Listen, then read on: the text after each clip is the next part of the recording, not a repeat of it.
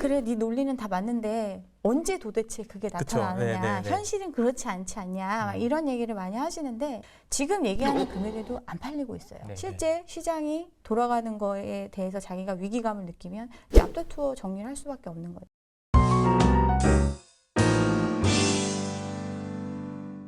이제 영끌에서 또 네. 패닉바잉해서 집을 많이 작년에 샀는데 지금 영끌이 정말 위험한가 다시 한번 좀 짚어주시죠. 네. 항상 영끌이라는 거는 위험을 해요. 왜냐하면 본인이 감당할 수 있다고 생각하는 그 마지노선까지 대출을 받은 거기 때문에 그 상황이 조금만 변화가 되더라도 그걸 감당할 수가 없다라는 게 영끌의 위험성이거든요. 근데 이제 예전에 집값이 좀 안정된 시기에 내가 집을 사서 지금과 같은 상승장 동안 집을 가지고 있었다라고 하면 이게 가격이 그러니까 둔화가 되고 아니면 가격이 떨어지게 돼도 내가 산 금액과 지금까지 올랐던 금액과의 갭이 있잖아요. 룸이 있기 때문에 어느 정도 버틸 수가 있는데 보통 이제 그 가격 밑으로 내려가게 될까 봐 걱정을 하는 거거든요. 그러니까 예전부터 집을 갖고 계셨던 분들은. 근데 영끌 같은 경우는 이 상승장의 거의 끝에 와서 많이 사셨기 때문에 이게 하락이 시작되는 게 더 일찍 하락이 시작이 되는 거죠. 그렇게 되기 때문에 조금 부담이 많이 느껴지실 것 같아요. 감사님 보시기엔 어떠세요? 언제쯤 이게 뭐 하락할 거냐 이런 뭐 어떻게 보면 이게 올바른 질문인지 모르겠는데 네네네. 그런 얘기만 할 것 같아요. 그러니까 제가 잠깐 제 채널 얘기를 하면 네네. 제가 이제 채널에서도 이런 얘기를 많이 하는데 유튜브에서도 저 댓글 중에 이제 비판하는 댓글에 그런 게 많아요.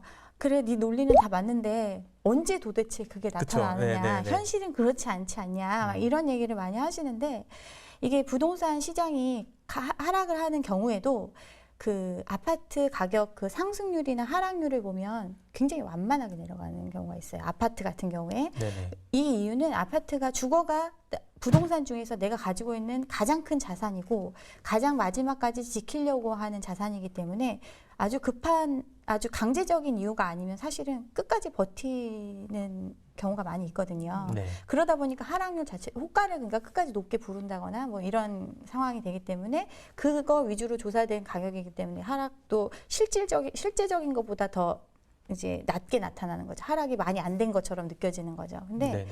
이제 이런 어떤 시장이 얼어붙음 뭐 이런 거 또 하락이 언제 본격적으로 시작되느냐 이런 걸 확인을 하려면 일단 거래가 끊기고 그다음에 강제적인 매매가 많이 나타납니다. 강제적인 매매라고 하는 거는 이제 경매나 이런 부분으로 이제 물건으로 나오게 되고 또 이제 주변에서 이제 많이 사회에 이제 뉴스로 나오겠죠, 이제. 네네. 네. 그러니까 사실은 이제 이러한 상황까지 되지 않았으면 좋겠다라는 게 제 바람이었는데 시장 자체가 지금 뭐 그러기에는 좀 이제 늦은 감이 있다고 생각합니다. 지금 상황이 좀 말씀하신 상황들이 좀 그런 것 같아요. 경매도 지금 낙찰가율도 엄청 높아졌고 또 이제 거래도 지금 약간 주춤한데 일각에서는 이제 이게 지금 6월 전에 일시적인 현상이고 6월이 지나면 또 이제 이미 이제 세부담은 현실화됐기 때문에 또 다시 오를 거라는 얘기들 하시잖아요. 네네. 이 부분 어떻게 좀 그러니까 해석해야 6월 될까요? 1일을 기점으로 뭔가 크게 달라질 거라고 얘기를 하는데 네네. 그 얘기는 이제 보유세 부담을 맞았기 때문에 내가 이걸 한번 냈기 때문에 네. 그 금액만큼 회수하지 않으면 물건을 안 내놓을 것이다. 이런 개념이거든요. 그러면 지금 말하는 호가보다 호가가 더 올라갈 것이다. 이 얘기예요. 네. 근데 지금 얘기하는 금액에도 안 팔리고 있어요. 안 팔리고 있고 이게 나중에 내놓지 않는다는 건 없어요. 내가 원하는 가격에 안 팔리기 때문에 안 판다는 거지 내놓지 않는 게 아니죠. 그 매물은 어차피 내가 쓸 게 아니니까. 예. 그래서 뭐 매물을 걷어들인다 이런 얘기를 하는데 이것도 굉장히 심리에 의해서 많이 작용을 할 거고 네네. 실제 시장이 돌아가는 거에 대해서 자기가 위기감을 느끼면 이제 앞다투어 정리를 할 수밖에 없는 거죠. 이거 전세도 똑같은 거예요. 전세 뭐 지금 전세난이라고 해서 전세가 엄청 높게 부르잖아요.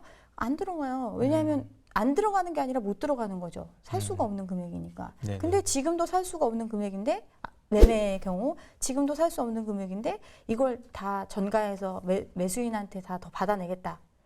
못 파는 거죠. 근데 전세 시장 얘기를 좀 해볼 텐데요. 네.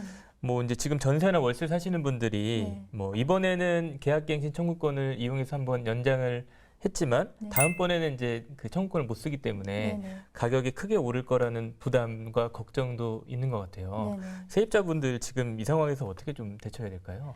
그러니까 이제 전세 같은 경우는 결국은 세입자 입장에서는 온전한 비용적인 측면이거든요. 그러니까 내가 월세를 내는 거에 비해서는 전세금의 이자만큼만 주거 비용으로 쓰면서 사는 개념이기 때문에 네. 이제 전세를 선호했던 거고, 보통 이제 소유자 입장에서도 전세금은 무이자 대여금이잖아요. 그만큼 내가 그러니까 돈이 필요하기 때문에 이 집을 유지를 하려면, 내가 이걸 갖고 있으려면 그만큼이 대출로서 감당되는 게 아닌 금액이 필요하기 때문에 서로가 원하는 제도여서 지금 전세가 유지가 되고 있는데, 네.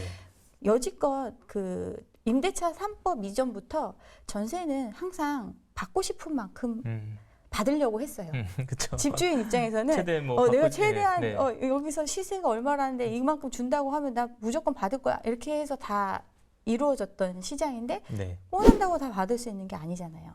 세입자 입장에서는 굉장히 큰 돈이거든요. 집 전체 자산 가격에서 뭐 예전의 비율로 보면 80% 가까이가 전세금이 차지하는 비중인데, 지역마다 좀 차이가 있지만 그 돈을 누군가한테, 내가 생명부지의 사람한테 맡기는 거거든요. 그럼 이 돈을 내가 회수할 수 있을 것이냐 없을 것이냐에 대한 리스크를 갖고 있기 때문에, 이거 까딱하면 이 사람이 못 갚게 되면 이 집으로 내가 받아야 되는데, 그럼 내가 이 집을 이 돈 주고 살 거였나? 이런 고민들이 생길 수밖에 없어요. 그쵸. 그래서 네. 전세가가 한없이 올라갈 수는 없거든요. 그리고 실제로 지금 공급이 많이 됐다고 말씀을 드렸잖아요. 공급이 많이 됐는데 그중에 많은 부분은 투자하신 분들이 가지고 있단 말이에요.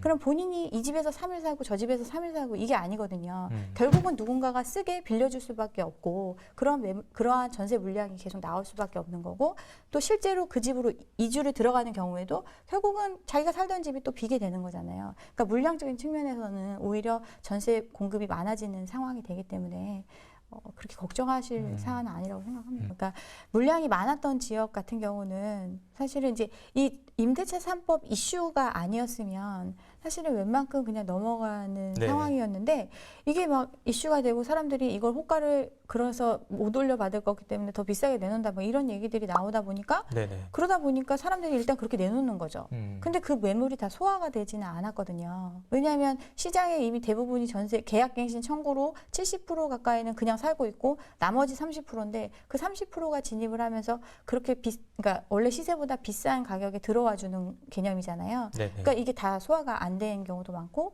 또 오히려 이제 안 내놓는다던 물량들이 또 너무 비싸게 부르면 그 지역을 굳이 고수하는 게 아니라 다른 데로 또 옮겨가시니까 이제 물량도 많이 나오고, 그러면서 가격도 호가도 되게 많이 내려왔거든요. 네. 마지막으로 이제 뭐 이런 질문 항상 드리는데, 네.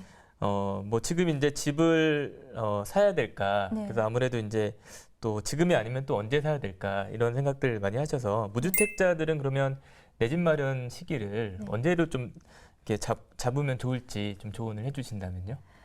그러니까 저는 개인적인 입장은 집은 이제 필요하다고 생각을 해요. 왜냐하면 집이 뭐 자산적인 가치도 있겠지만 어떤 사람이 생활하는 데 있어서 굉장히 안정감을 주는 주관적인 효용이 되게 크기 때문에, 또 뭐 다 없어져도 내가 혹시 아파서 죽게 되더라도 내 가족이 살아갈 공간은 있구나, 뭐 이런 개념 때문에 집에 대한 소유를 원하고, 전 그거는 맞다고 생각을 하는데, 그게 결국은 소비를 하는 거잖아요. 내가 이걸 사서 그런 효용을 가지고 쓰겠다는 의미잖아요.